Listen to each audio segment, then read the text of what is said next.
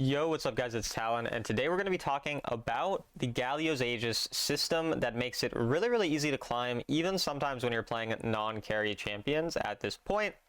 And so we're just pretty much going to have this video be based around that. So if you don't know what Gallo's Aegis is, basically when you lose a mark, if you get an S rating, you do not lose, or when you lose a game rather, when you get an S rating, you do not lose a mark if you get S rating. And if you get A rating, you get 300 fortitude, which is half of enough fortitude to get fortitude protection, you know, to not lose a mark. So if you don't know what S and A rating are, S rating means that you perform better than 90% or more of players that are playing your same champion at your same rank. And A rating is better than 80%. And basically the way this is determined, obviously we don't actually know the exact way because they don't release exactly how it's determined, but it's pretty obviously based on your KDA, your damage dealt, your damage taken, your healing done, you know, everything along those lines. Every statistical measure you can have, damage done, damage taken, all these things, right? Pretty much anything, even whatever else you could think of. But the point, or the reason that I'm pointing this out is because anytime that you notice your teammates are kind of not great, or the game just doesn't go well early, for example, in this game where I end up dying and my teammate dies early, actually, I think I lived. No, my bone plating procs, I remember this now. My bone plating procs, and so somehow I lived. I don't know how, but that was a mistake by me. Shouldn't have done that, obviously. And, you know, the game goes bad early. You kind of start shifting your playstyle a bit from playing to win, and you shift to kind of playing for Gallo's Aegis.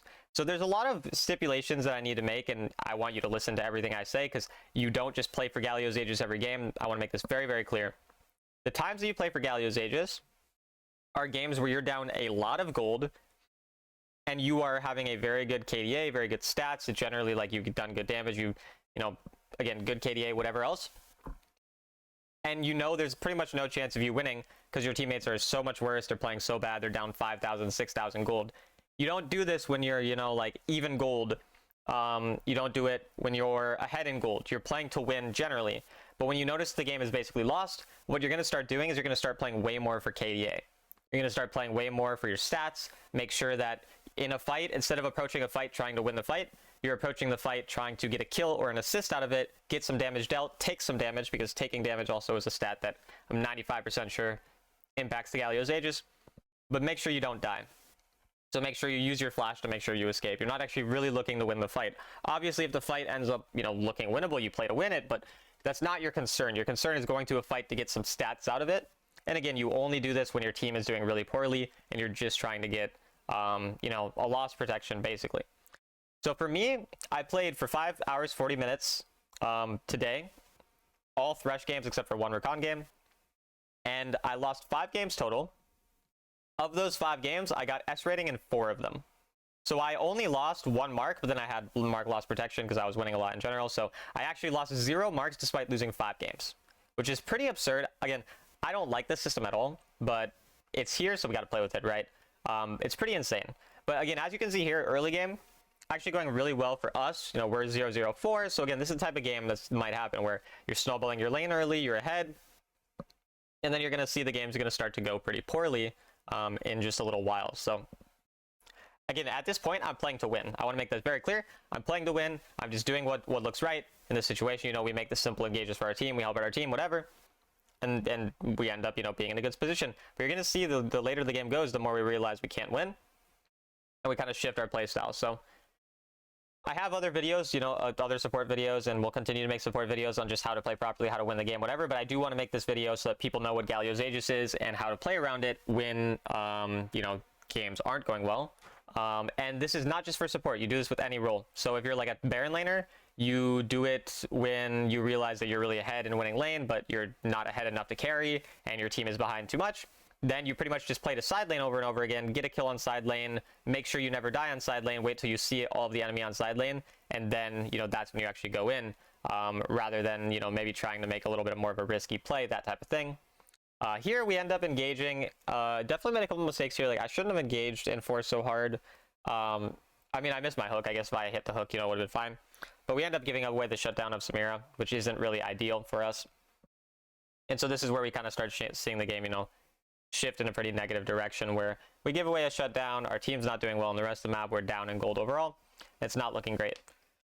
As I was talking about, though, the Baron lane, you kind of split push, that type of thing. If you're another lane, you're pretty much just playing for KDA. So if I'm ADC and I have good stats, I'm just going to farm, and I'm just going to try to get a kill or two out of a fight. Not much more than that. You know, if I'm a jungler, I'm just going to make a play on side lane when the enemy go for an objective. So, like, a lot of times this is actually the right play to make anyway.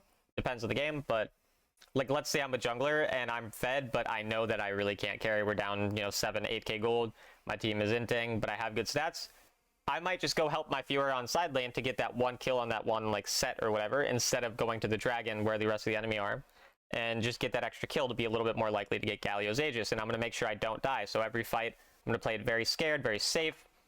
So again, even at this point, I'm not currently, like, thinking definitely Galio's Aegis. You know, this is still winnable. We're only down 2k. We have a fed Samira. We can win. However, it's starting to come into my mind at this point. I'm like, yeah, maybe if a couple more things go wrong, I'm just going to play for stats a bit. For whatever reason, Brand was in that bush. He kind of surprised me there. But I don't think we end up killing anyone. But we get the flash out of Kai, so we make an engage. So again, kind of forcing a lot of engages because we are a pretty aggressive comp with the Samira. Grab the hook onto Ambessa. Samira dies. Not great overall for us. Starting to look pretty rough. So at this point, you know, when I'm going into fights now, I'm still going to play the fights. Like, it's not like I'm trolling, right? Like, I'm still trying to win. Obviously, if I see a play to win, I'm going to make the play to win. So what's kind of going through my head at this point is just, I want to just CC someone, because CC time's probably also another thing. Anytime I see a numbers advantage at the fight, I'm going to play it very safe, very scared. Like, even here, I didn't really want to fight. I was trying to get my team out. So I'm basically trying to run away, get my team out, and just land some CC for them. I'm going to recall, you know, I'm not going to do anything crazy, and if they die, they die. Not really a whole lot I can do to control it. And so again, at this point now, I'm pretty much going to approach fights. Every time now that I've really realized it seems pretty unwinnable at this point, or at least really hard to win, I'm going to approach every fight very scared, very safe, and so we'll kind of see how I play it as we go through it. So I'm still going to look for all the same, you know, normal plays I would. It's just I'm not going to, like, take a hook in, for example, for the most part. I'm going to make sure, you know, if my teammate's dead, I'm going to let him die instead of maybe sacrificing my life for him. Just these types of things just for the stats, whereas maybe I would have made different plays had we been more even for that type of thing. So at this point also, you kind of also, that's another thing, is you want to take kills. So, like, as a support, normally you don't want to take kills, but here, like, taking kills kind of helps because, again, I'd very likely getting a kill is better for the Galio's Aegis. Again, we don't actually know the system, but I really would be pretty shocked if kills didn't help. And then the kills give you gold, so they make you tankier, so it's less likely that you die. And so it encourages kind of a different, more selfish sort of gameplay, which is why I don't like it. But at the end of the day, we're going to take advantage of whatever system it is. And so here again, like, my teammates are fighting in mid. I have no concern with being there because I know, like, that's not my strong point. That's not people who I think actually can maybe win a fight. Whereas with a Samira, it's possible I can win the fight because she is pretty strong. So, and if the enemy do make a mistake on side like this, like, I can maybe grab a kill out of it, you know, and that was kind of the thought process. He has stasis. I didn't realize Brand had stasis. Really weird to have stasis that early. But yeah, we're basically looking for these picks on the side lane, just get a couple more assists, get a couple more kills, get a little bit more damage done, all these types of things. And so I'm, like, for example, here looking for the Lysandra. I end up trying to flash hook her, missing because I'm a stupid idiot. But we get the kill, which is something that we're really, really looking for. We're just searching for these random little picks on side lane more than anything else. So the Yone shows up. Of course, we're going to try to, you know, grab the kill on him as well. But he is insanely fed, so it is quite a hard game. But yeah, we get the shutdown on him. And so, again, we just find these little picks all around the map. Warmogs is also nice because you can take more damage because, like, you go in, you take some damage, you heal it up, you can take more damage, can work for the stats that way. I don't know if Warmogs counts for the healing stats. It might. If it does, it's also good for that reason. I honestly don't know. You guys can test that if you are curious. But it definitely helps with, obviously, you can take more damage in the fights because you go back in after you. So that helps as well for the damage taken for the stats. So everything is kind of just in the mindset of stats as well. While still trying to win. I mean, like, I'm 1-0-6, my team is 8-15. Obviously, I'm definitely contributing to my team winning more than my other teammates would be still. However, it's not, again, that not the only concern, and that's kind of the main thing. So even here, like, I would want to just find a pick with the team rather than like, group and take a big fight or anything like that. If the enemy overextend, I'll try to grab a pick, but I'm mostly just going to look for a hook, that type of thing. Not too hard to engage, anything like that. And so here, Lysandra does overextend, so we're able to get our team onto her, so we can grab the pick onto her. But again, I'm playing this fight pretty safe. I do end up dying here. Not the best positioning. You see I tried to hex flash over the wall. But you can even see there, like, I'm just kind of looking to position in a way where I can get out. And in that case, I make the mistake, I don't get out. You know, you're not going to never die. Obviously, sometimes you're going to die. It is what it is. we get the engage for our team, we get an assist, we still, you know, we get something out of it. But, and again, I'm not like too concerned or frustrated with the fact that my team died, because we're just playing for stats at this point. We kind of realized long ago that the game was going to be probably unwinnable, given the fact that we're down 8k gold now at this point. And so that's just what we're looking for. I know obviously this video, I'm repeating myself a lot. That's kind of the point of my videos though. I think I say this a lot in my videos. I always try to repeat and have really a specific purpose of a video. So this one is everything relating to Gallo's Aegis. So we're going to talk about it a lot. And again, at this point, I'm kind of wanting to go bot side here rather than fight the dragon, because, I mean, one, we're behind, so I'd rather be opposite side anyways. But then two, if one of the enemy goes here, I can get a pick on them, get a kill for my team, while the enemy are distracted with dragon. I can take gold, I can get the turret. Getting that gold on myself, you know, gives me more ability to carry, whatever. All those types of things. So we end up kind of hooking the Yone, getting some damage on him, and again, we're kind of mainly looking to see if we can get a pick on him, or anything along those lines, or just play for this turret, as the enemy are probably on the dragon. So we kind of have the numbers advantage here, and that's typically what you're trying to do anyways when you're behind, is you're trying to create a numbers advantage somewhere. In this case, we're trying to create it on the opposite side of the dragon, since we knew they would probably go dragon.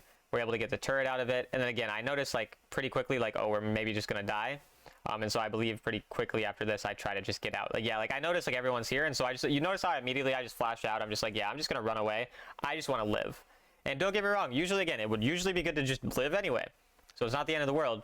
But I'm not concerned with like flashing into my team to try to find an engage or find a 1-for-1 pick. I'm literally just trying to run as far away so that I can not die. And then I'm going to go prioritize this top wave here and just get this turret, because I get more gold on myself. And so even though the enemy got Baron, again, I don't care, because I got the gold on myself. Even as a support, it helps with the Gallo's Aegis, because now I get the mantle, and so I'm less likely to die. Helps me maybe get a few more assists, whatever. Again, my 0-6 top laner is probably not going to carry the game. We're probably not going to win. So that's kind of my, you know, concern. And then it's important too, sometimes you do this and then something shifts where the enemy int, and then you're in a position where you can win, and then you have to shift your mindset to try to win again, right? So in this case though, they overextend, so we're just trying to find a pick on 1 or 2 of them. Nothing too much more complicated than that. The Yone is pretty scary. So I'm here, like, I'm trying to get the assist, but I'm not able to get the assist there on the brand, unfortunately. But we do find the pick onto the Mbessa, and so we're finding some good picks, and it's actually kind of making the game look sort of winnable. And this is really what Thresh wants to do anyways as a champion, is he's really looking for 1 or 2 picks on the side lane. When you are behind, you're just trying to catch someone out, and then, you know, you go from there, right, with the numbers advantage. So you don't really want to take like a lot of front to back team fights unless you're ahead, because Thresh is not the tankiest engage support. He doesn't have the most reliable engage compared to a Nautilus with a point click ultimate, or Leona, or Alistar, or whoever. He's just not as good in those situations. So he still doesn't mind being in those situations. He's kind of a pseudo engage tank that's a little squishier, but ideally you're looking more for like catching someone out on the side or in the mid lane when they overextend, using that hook, and then the flay combo to kind of to pick people out. But yeah, at this point, like, we're only down 2k. So now my thought process is like, I'm still going to play really safe in fights. I want to make sure that my KDA is good, but maybe there's a chance we can win, and if the enemy overextend, I might end up making a play where I maybe have to die once in order to like come back. But if the fight starts going bad, I'm immediately going to abandon that mindset and just go back to KDA, KDA, KDA, because that's really what I'm concerned with. And again, that's what's allowed me to get a lot of free Gallo's Aegis protection. So again, here, like, we try to pick the guy. We do miss, unfortunately, because I suck. But either way, we do end up getting the kill on him, at least, getting the assist, which is mostly what matters. And then we're just chasing down the brand as well. And so at this point, the enemy do kind of overextend. You can see IKS intentionally there. And then this is where, again, notice how I noticed, like, maybe I'm going to die. So I just want to get out as fast as possible. I don't care about dying to save one of my teammates. I don't care about anything. Just let me get out and make sure I don't die. And that's what I do. So, like, my flash a lot of times is used as an escape tool at this point in the game. It's a lot less often that you'll see me flashing in or looking for an aggressive pick, and more often that you'll see me, again, flashing out after I go in so that I have a way out, so that I don't die, because that is a bigger deal to me compared to what it would be if my only goal was just to try to win the game, and that was that. So here we're trying to find a pick, but we do not hit the hook. And so again, I don't really want to hard contest this dragon either. Like, at this dragon, maybe I go and I fish for a hook to see if I can get an assist, but I do not want to go all in here. I don't want to go for some crazy fight unless, obviously, the enemy overextend and it looks really free. So basically, the general point is, like, we're making only the safe guaranteed plays. So here we see the Kai'Sa overextending on side lane. This is what we're looking for. This is Thresh's strength anyways, and it helps a lot. And then again, because the enemy are pretty overextended here, we're able to find really good picks on side lane before they're all able to group up, which does give us a chance of coming back, and again gives us an additional 2 assists, which is really our main concern. I'm not concerned with that Yone on side lane because I know I can't 1v1 him. I'd rather just get an extra kill or 2 at this fight, even if they get our inhib. Like, that's another thing. Like, I'm not concerned with whether or not they get the inhib. I'm just, can I get a pick, or can I do something that will help my team out here? And then we do realize again pretty quickly that Ambessa is broken, and so we run away. We can't fight this champion, so we're not going to even briefly stick around. We're just going to try to maybe get some CC time with our hook. And then notice again, I immediately use my Hex Flash, my Gale Force away as soon as it seems even mildly dangerous. I want to stay on that high HP, but I do want to ideally take a little bit of damage, right? Because we want that for the stats as well. And then I'm trying to get the CC time, just land a random hook that doesn't do anything. All these types of things. And now at this point, we get our Force of Nature, and we're pretty much, again, just sitting around, looking, seeing if anyone gets picked off, does something stupid like that brand randomly for no reason. We're not able to get the kill there, but our team is. So shout out to the brand for inting for no reason. And then we're trying to see if they're on Baron. Obviously, if they int at Baron, that's really when we could come back. And because Lysandra is not here, we do know we have a numbers advantage. So if the enemy overextend, like we can play to fight them. So we can see if we can land any hooks, land anything. But again, notice Hex Flash out right away. As soon as I start taking some damage, I'm like, I'm scared. I'm going to Hex Flash out. Like, let me make sure I don't die. I play it backwards. My teammate gets hit by the Ambessa ult, and I'm just like, yeah, I'm just running. Get me out. Maybe I'll hook him, you know, at this point if I can, or flay him backwards. So I do save my teammate. But yeah, I mean, you see like my health's never dropping too low.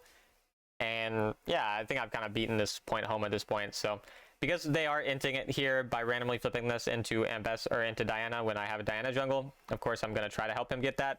He misses the smite, all good, you know, it's a 50-50.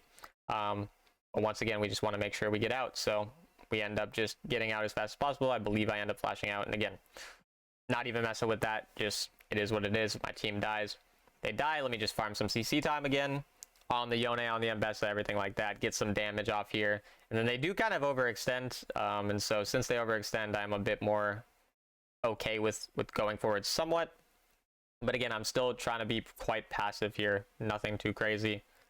They do, again, yeah, they get caught quite hard here. But the Kai'Sa has Gargoyle plus Bloodthirster plus her ultimate shield. So she is not dying. And yeah, I don't know if the enemy end yet. I kind of forget what happens, but basically more of the same, where maybe we find one random pick. Again, this Ambessa, like, can we catch her? You know, hopefully we can, but that's really my only concern. I realize I might die. I immediately run away. Mantle of the 12th Hour also helps me in case I get caught and I'm a little low health, and then the enemy end here. Nothing too much to see. And so you can see from this, if we look at it, we can tell we gained 300 plus mastery score, and that means that we got the S rating. If you gain like 150-ish, it's A. So you can see S better than 99.5% of Thresh in the same tier. And so you can see right here, Gallo's Aegis S, due to your outstanding performance, S rating. No marks will be deducted for this game. Are you ready for the next challenge? And so we don't lose any mark. And yeah, we save our mark loss protection that we had for the other. So I just wanted to make a video on this, show you guys kind of what you know, strategies are able to be used to climb. Again, make sure you're not just doing this every game. It's just some games that you realize are unwinnable, especially support role, but really any role you do this. Hope you guys enjoyed the video, and I'll see you in the next one.